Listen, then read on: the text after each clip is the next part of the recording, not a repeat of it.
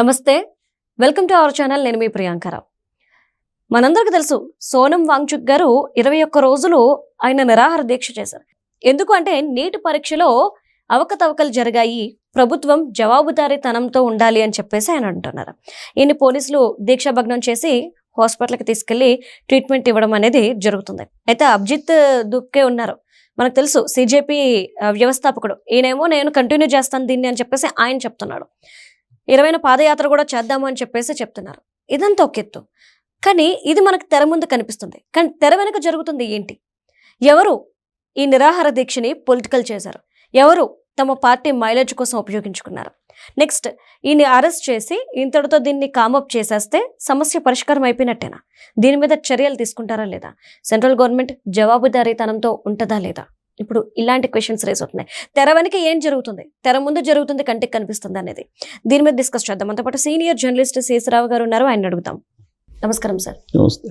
సోనం వాగ్ చుట్టూ జరుగుతుంది ఏంటి, తెర ముందు ఏం జరుగుతుంది అనేది మనందరం చూస్తున్నాం సోషల్ మీడియాలో, బట్ తెర వెనుక జరుగుతుంది ఏంటి? ఇప్పుడు సోనం వాంగ్చుక్ సంబంధించిన నేపథ్యాన్ని చూస్తే ఆయన తెర ముందు కానీ తెర వెనుక ఒకటి ఉందని చెప్పి అనుకోలేం. ఆయన కాజ్ ఏంటి? Paper leakage. ఆ పేపర్ లీకేజ్ కారణంగా స్టూడెంట్స్ చాలామంది నష్టపోయారు. దాన్ని పునరావృతం కాకుండా ఉండాలి అని అంటే ఎవరైతే తప్పు చేశారో వాళ్ళకైతే శిక్ష పడాలి కదా. కాబట్టి ధర్మేంద్ర ప్రధాన విద్యాశాఖ మంత్రి ఉన్నారు, ఆయన్ని సస్పెండ్ చేయాలి, ఆయన మంత్రివర్గం నుంచి తీసేయాలి, అదే కదా ఆయన డిమాండ్. సో మంత్రివర్గం నుంచి తీసేస్తే సమస్య పరిష్కారం అవుతుందా? ఇప్పుడు ధర్మేంద్ర ప్రధాన్ తీసేస్తే ఇంకొకళ్ళు వస్తారు, అది కాదు కదా.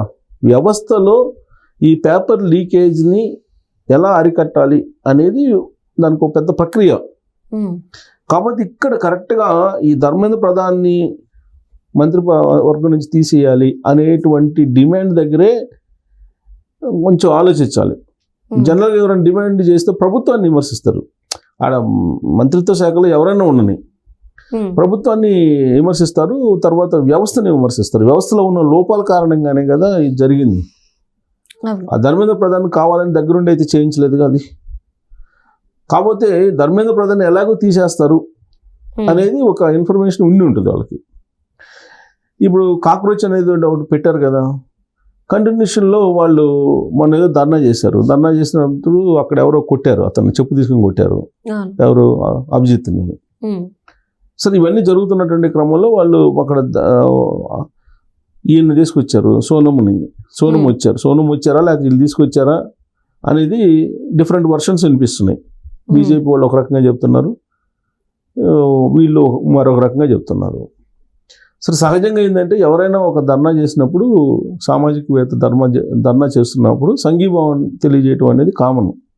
విపక్షాలు, అది ప్రతిపక్షం అనేది డెఫినెట్గా చేస్తాయి. ఎందుకంటే అది రియాలిటీ ఉన్నటువంటి కాజ్ కాబట్టి సపోర్ట్ చేస్తాయి. సపోర్ట్ చేసినంత మాత్రాన దాన్ని ప్రతిపక్షాలు చేసేటువంటి ఒక పెద్ద కుట్ర ఇది అని చెప్పి అనుకోవడానికి లేదు. మీరు కాజుని చూడాలి. ఇప్పుడు సంఘీభావం తెలిపినంత మాత్రాన పొలిటికల్ సపోర్ట్ ఉంది సోనంకి అని చెప్పేసి అనుకోవడానికి లేదు. ఇప్పుడు సోనంకి పొలిటికల్ సపోర్ట్ ఉందంటే ఆయన పొలిటికల్గా ఆయన ఎంటర్ అవుతాడుగా. జనరల్గా ఆయన నేపథ్యాన్ని చూస్తే కాంగ్రెస్ తోటో లేకపోతే ఆప్ తోటో లేకపోతే కాక్రోచ్ తోటో వాళ్ళతో టైఅప్ అవ్వాల్సిన అవసరం ఆయనకి లేదు. ఇప్పుడు అన్నా హజారే అప్పుడు అవినీతి వ్యతిరేక పోరాటాన్ని దిగినప్పుడు మరి బీజేపీ వాళ్ళు కూడా సపోర్ట్ చేశారుగా. మరి అన్నా హజారే చేసిన దాన్ని బీజేపీ క్రియేటెడ్ ఉద్యమం అని చెప్పేసి అనుకోవాలా? అన్నారు, అప్పుడు కొంతమంది అన్నారు, అప్పుడు కూడా అన్నారు. ఆ తర్వాత మరి అన్నా హజారే గారు అవినీతిని వ్యతిరేక పోరాటం ఉద్యమం చేద్దామని చెప్పినటువంటి ఆయన మళ్ళీ తర్వాత కనిపించలేదుగా ప్రభుత్వం మారిపోయిన తర్వాత. అంటే అప్పుడు యూపీఏ 2 కేవలం బదనాం చేయడానికి, పడగొట్టడానికి మాత్రమే అది జయించారా బీజేపీ వాళ్ళు? అలాంటిదే ఇప్పుడు సోనం చేత వీళ్ళు చేపిస్తున్నట్టు అనిపించిందా? అందుకే వీళ్ళు ఆయన చేస్తున్న దీక్షను భగ్నం చేయించారా అని అంటే, సాధారణంగా మనం ఫెయిర్గా మాట్లాడుకోవాలంటే నిరాహార దీక్ష చేసేటప్పుడు ఆయన సమస్యని పరిష్కారం కోసం పంపిస్తారు, నెగోషియేషన్ చేస్తారు, దానికి ఏదో హామీ ఇచ్చి దీక్షను విరమింపు చేసేటువంటి పద్ధతి ఒకటి. రెండు ఏంటంటే, దీక్ష చేసేటువంటి వాళ్ళ ఆరోగ్యం బాగలేనప్పుడు బలవంతంగానైనా ఆ దీక్షను భగ్నం చేస్తారు. భగ్నం చేయకపోతే ఆయనకి ఏదన్నా అయిందనుకోండి, ప్రభుత్వం బాధ్యత వహించాల్సి ఉంటుంది. సో కాబట్టి 2 ఆప్షన్స్ ప్రభుత్వం ముందు.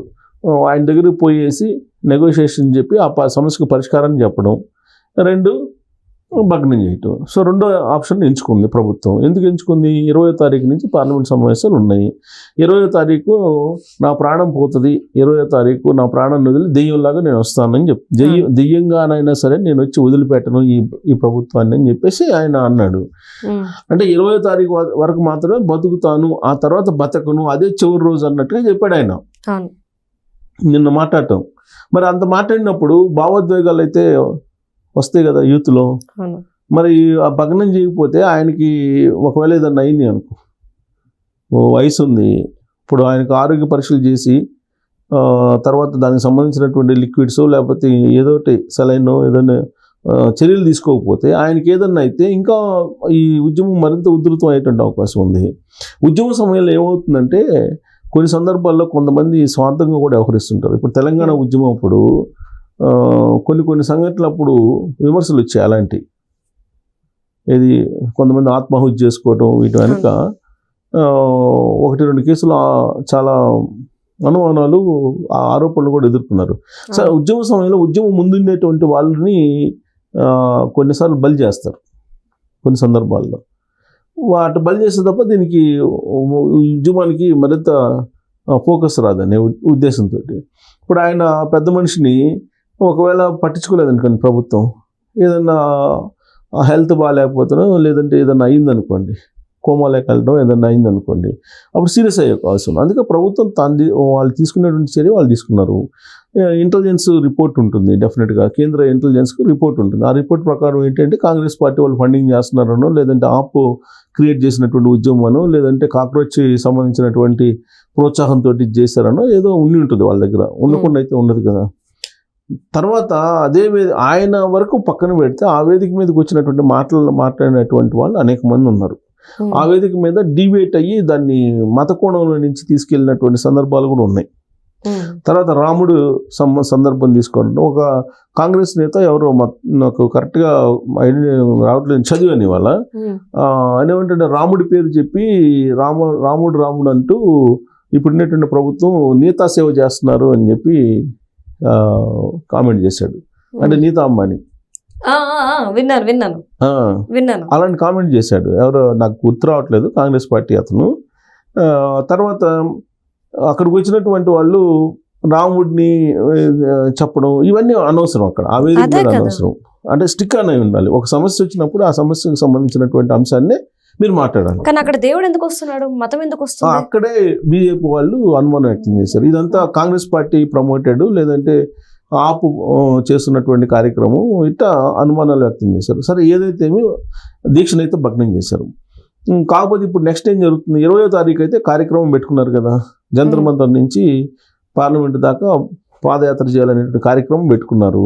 అది చేసే అవకాశం ఉంది. ఆ సందర్భంగా అప్పుడు పోలీసులు ఏం చేయాలో చేస్తారు, అక్కడ అడ్డుకునే ప్రయత్నం చేస్తారు, అరెస్టులు చేస్తారు, ఇవన్నీ జరుగుతాయి.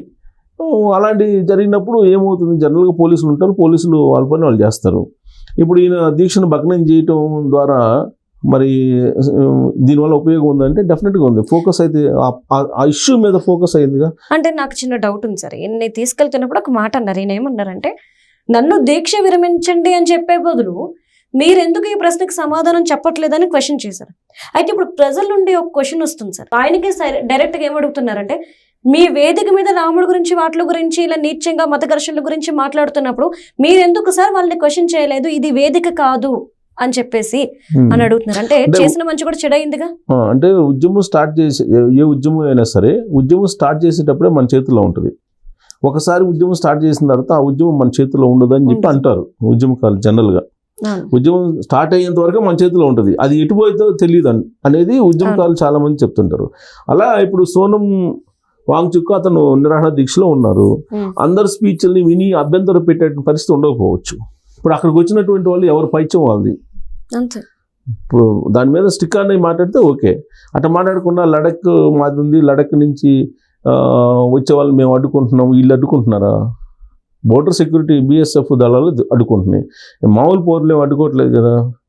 సో మేము అక్కడి నుంచి ఇతరులు రానిస్తాము, ఇట్లాంటివన్నీ అనవసరమైనటువంటి Comments. అంటే ఈ ఏదైతే ఇష్యూ ఉందో ఈ ఇష్యూ నుంచి డైవర్ట్ చేసేటువంటి కార్యక్రమం అది. రైట్ దానివల్ల ఉపయోగం లేదు.